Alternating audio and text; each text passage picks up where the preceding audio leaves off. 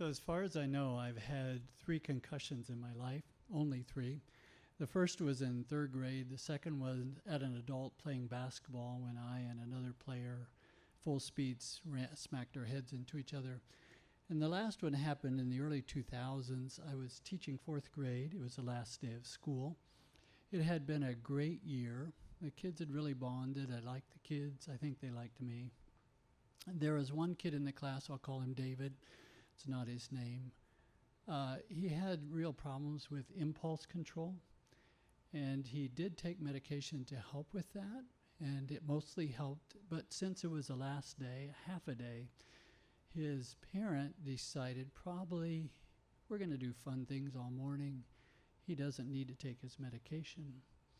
They had art class, and the art teacher had finally gotten their clay projects fired, and she handed out their clay projects to the kids.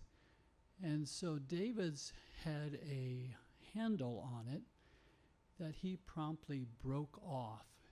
And if you stick your thumb out, it was about as big as my thumb. So I'm standing there at the doorway, and they're calling the buses, and kids are leaving and giving each other hugs, and some are crying and some are laughing, and it's this wonderful time of saying goodbye and celebrating the year. And David, in the back of the room, for some reason decided he was going to throw that hunk of fired clay at another student. Fortunately, he missed the other student. It went right over top of the other student's head. And I'm standing at the door, and all of a sudden I am staggering. It hit me right smack in the middle of the head. And my legs are going wibbly wobbly. And the kids are like, "Mr. Yoder, are you okay?"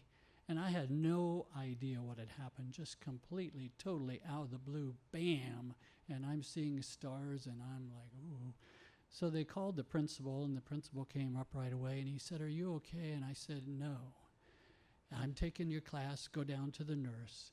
So I'm weaving my way down. The nurse, he sent a kid with me to make sure I got there. And I go into the nurse, and she said, "Oh, Mr. Yoder, what happened?" And I tried to tell her what happened, and I just broke down sobbing, crying, weeping. She's like, okay. She got the ice. She called my wife, and I'm sitting there waiting for my wife to come pick me up while the principal's dismissing the rest of the kids, except he kept David. And David's parents came in to pick up David, and my wife hadn't come yet. And so the principal came in and said, "David's parents are here. They really would like to talk to you. They'd really like to apologize. Would you like to talk to them?" And I'm like, "Of course and I started weeping and crying all over again. And he's like, "It's okay. You can stay." And I went home, missed the last afternoon, the in-service, and another day of school before I was able to come back.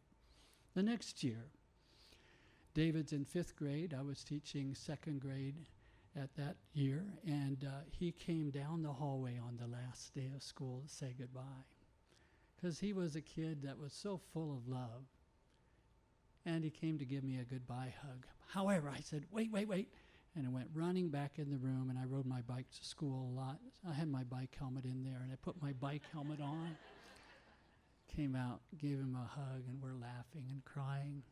You know, we're all human, and some of us have a harder time with impulse control than others, but he's still one of my favorite all-time kids.